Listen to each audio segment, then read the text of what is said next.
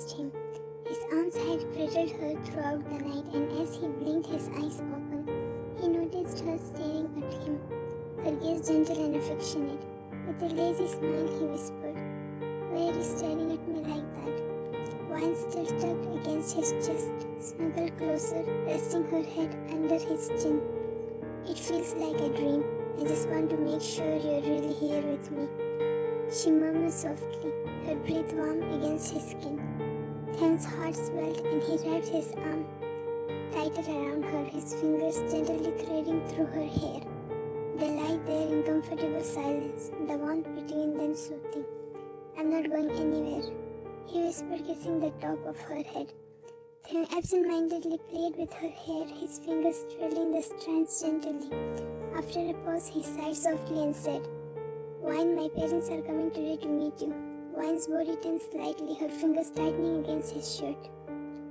"But they don't like me, they'll be angry," she whispered, her voice laced with worry. Then shifted, tilting her chin up so her eyes met his. "Hey, no one dares to say anything to you. You're my wife now, and that alone is enough. No one will even think about looking at you sharply, let alone say a word," he said firmly, his thumb brushing over her cheek. The warmth in his eyes and the softness of his touch reassured her. She let out a breath, leaning into his touch. "I'm just scared they'll never see me the way you do. They'll see you through my eyes, and I see the most beautiful, strong woman who's mine. That's all they need to know." He smiled, gently pressing a tender kiss to her forehead. Her heart fluttered at his words. She propped on her elbows and covered his face. "I'm sorry for being so mean to you in school time and bullying you." He held her wrist and smiled, shaking his head. "That's in the past, and the past doesn't matter to me anymore." He brought her hand to his lips and kissed her palm. One smiled through tear eyes and kissed his cheek, burying her face in his neck. "Thank you, Theum, for everything," she whispered over his neck. The dining room. The soft clinking of dishes and the smell of freshly brewed coffee filled the dining room as Theum and Wine sat at the table enjoying their breakfast together. Theum took a sip of his coffee, watching Wine as she stared down at her plate, seemingly deep in thought. She was carefully trying to spread butter on her toast, but her hands were still a little clumsy from sleep. With a mischievous grin, he reached over, snagging her toast before she could take a bite. "Yeah, that's mine," she gasped, her eyes widening in surprise. Theum just smirked, taking a slow, deliberate bite of her toast while holding her gaze. "You snooze, you lose," he teased, his voice playful. Wine pouted, crossing her arms as she watched him chew with a satisfied smile. "You're such a thief," she muttered, though her lips twitched, fighting back a smile of her own. "You love me anyway," he shot back, winking at her. She rolled her eyes, but her cheeks warmed at the way he was looking at her. To get back at him, she reached for his coffee, taking a bold sip. Her face scrunched up immediately, and she sputtered, "How can you drink this? It's so bitter." She stuck her tongue out dramatically, making Theum laugh. "It's an acquired taste. Here, maybe add some sugars to that if you're planning on stealing my coffee next time." He chuckled, setting down her toast and pushing the sugar jar toward her. Wine huffed, but the playful glint in her eyes didn't go unnoticed. She added a spoon of sugar and took another sip, this time smiling with satisfaction. "Better," she declared. Theum leaned back in his chair, his eyes never leaving her. "I think you just wanted to taste my coffee because I took your toast," Wine gasped in fake indignation. "Me, petty? Never." He laughed, the sound rich and warm, and reached over to ruffle her hair. "You're definitely petty." Wine swallowed his hand away, but couldn't help the giggle that escaped her. She took another sip of the coffee. "Taste it, it's nicer with sugar." He raised an eyebrow. "Really?" she nodded vigorously. "I would like to taste it." Wine moved close, pushing the cup of coffee, and was about to move away, but Theum grabbed her by the nape and smashed his lips on hers, taking her off guard. He groaned and pulled out. "It's incredible," he said with a grin. She sweated his chest playfully. "But what?" she muttered, shaking her head. Theum laughed, licking her lips. "Theum, eat quietly," she said with flushed face and moved away. "I see someone is shy." She glared at him while Theum pressed his laugh, looking at her with puppy eyes. Time skip. Wan stood in front of the mirror, adjusting the necklace 𝐀𝐫𝐫𝐽 had gifted her, her fingers lightly grazing the beautiful pendant that sparkled against her skin. She smiled softly at her reflection, satisfied by her appearance. The outfit, accessories, and everything she wore were gifted to her by 𝐀𝐫𝐽. Before she could even take a step back, she felt a pair of strong arms wrap around her waist. 𝐀𝐫𝐽's familiar warmth pressed against her back as he rested his chin on her shoulder, his eyes meeting hers in the mirror. You look absolutely beautiful. I knew this outfit and jewelry would be perfect on you. He whispered, his voice low and husky, his gaze intense as it traveled over her reflection. He nuzzled into her neck, his lips brushing softly against her skin. 𝐌𝐴 giggled, her cheeks flushing as she playfully leaned into his embrace. You are getting clingy again, she teased, her hands coming up to hold his. He grinned, not moving an inch. Can you blame me? You look like a dream. She turned in his arms, facing him with a soft smile. I miss the innocent 𝐀𝐽. She teased, reaching up to ruffle his hair, messing up the perfect strands he always tried to keep in place. 𝐀𝐽 chuckled, his eyes crinkling as he leaned into her touch. You miss him, do you? Too bad. You're stuck with me now. He teased back, his arms tightening around her waist. 𝐌𝐴 laughed, squishing his cheeks playfully. I still see a little of that innocent 𝐀𝐽 right here, she said, her voice softening as she gazed at him. 𝐀𝐽's playful expression faded for a moment as he leaned forward, his lips brushing over the faint scar on her forehead. His voice dropped to a whisper filled with regret. I'm so sorry for this. 𝐌𝐴 cupped his face gently, her thumbs brushing over his cheeks. It's nothing. In fact, I should be the one apologizing. What I did to you is unforgivable. We never realize what the person is going through whom we bully. I'm glad I met you and I could apologize. I never knew I could carry such a burden of guilt all my life. She whispered, staring at him with an apologetic look. He let out a sigh and pulled her into his arms, burying his face in her neck. What made you do that? He whispered while rubbing his nose on her neck. I don't really know. I think I was really arrogant, and my cousins used to mock me for being neglected by my father and not having a mother. I once saw your parents picking you up from school, even though you didn't have an expensive car. Yet, you had parents who never neglected you, and I was jealous. My father never came to pick me up or for parents' meeting. He never took me to the park with him or played with me. He never fought back with me for bullying you. He planted kisses over her neck. I didn't want to be harsh on you because you are a girl and I respect you. So how did you agree to marry me? As long as I know, Mr. Morante had told you about my condition, he whispered between kisses. I wanted to escape that hell. I didn't care whoever I was getting married to. My aunt never wanted me to get married and have a good life. She heard from Mr. Morante about you, and since then she had it in her heart. But she never knew I would be the most happiest woman in this world. We were destined to meet, she mumbled. 𝐀𝐽 pulled away with a smile and cupped her face. Thank you for not leaving my side, even when I had nothing. I had to be with you, no matter what your condition was. I never thought I would fall in love with you. She mumbled through a teary smile. 𝐀𝐽 leaned and kissed her eyes. Neither did I think, he said with a smile.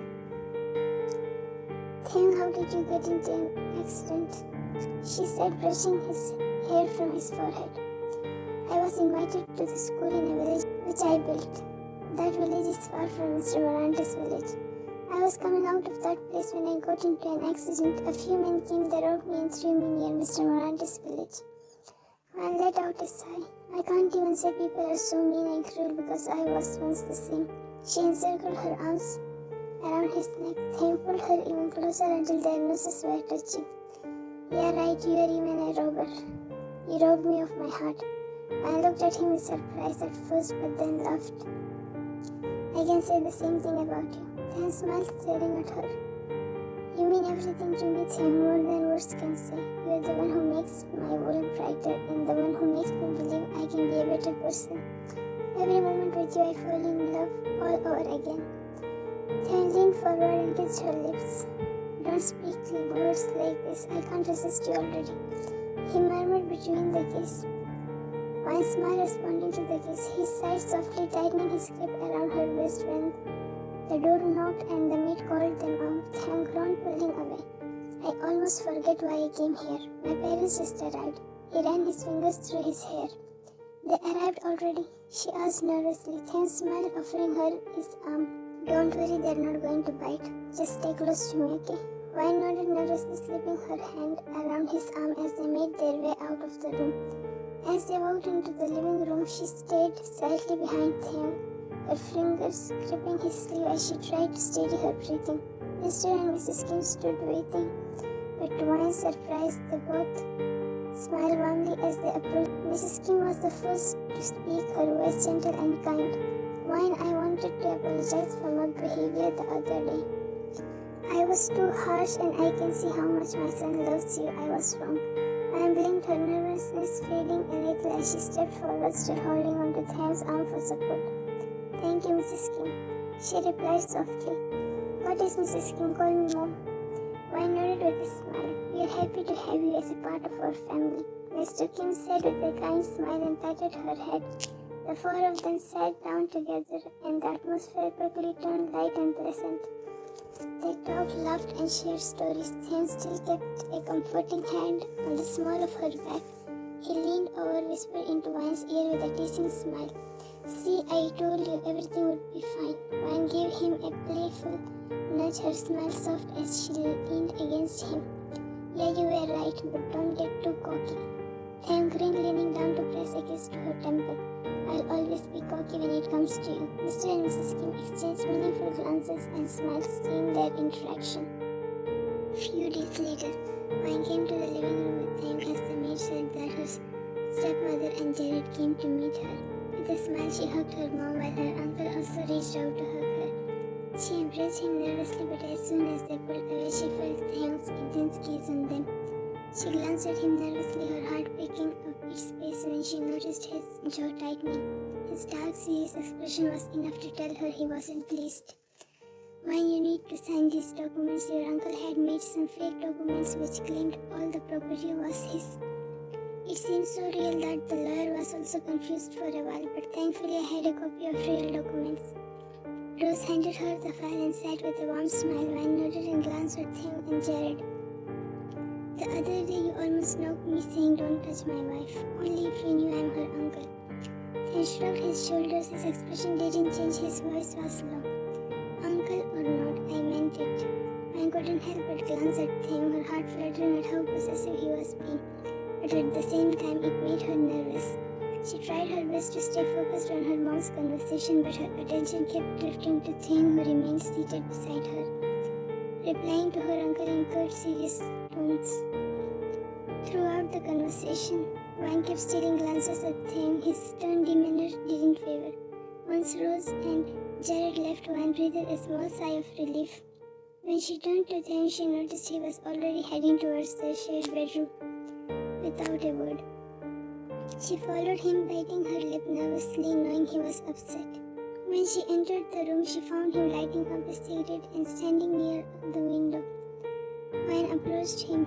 They, she called softly, but he didn't respond. She moved closer, gently tugging at his arm. They, come on, don't ignore me. She went, snatching away the cigarette and crushing it under her feet. They remained silent for a moment before finally speaking, his voice low. I told you to stay away from him. Wine moved further close to him and sighed. How could I stop him in front of everyone? He would have been embarrassed. Thane's gaze flickered down to her, his eyes dark and intense. I don't care, he's not allowed to touch you like that, you're mine. Wine felt her cheeks warm at the possessiveness in his voice. She knew he was serious, but the way he said it, claiming her so completely, made her heart flutter. Still, she couldn't help but pout. Next time it will not happen, I promise. But you can't ignore me like this. Thane closed his arms, his expression softening just a little as he looked down at her. I don't like it. Wine let out a soft laugh, her hands reaching up to rest on his chest. You know, sometimes you can be a little over the top. She teased, looking up at him with a playful smile. He didn't respond, but his lips twitched ever so slightly. Wine knew he was losing the battle, but she couldn't resist pushing him a little more. Come on, Thay, she whispered, placing a kiss on his jawline. You're not really mad, are you? She murmured, placing feather-like kisses all over his face and neck. and let out a low sigh, his resolve crumbling as he finally wrapped his arms around her, pulling her close. "I just don't like anyone else touching you," he mumbled, his lips brushing against her ear as he spoke, and giggled, resting her head against his chest as she snuggled into his embrace. "No one will touch me, I'm all yours." Then leaned down, his lips pressed against her forehead as he sighed, his frustration melting away.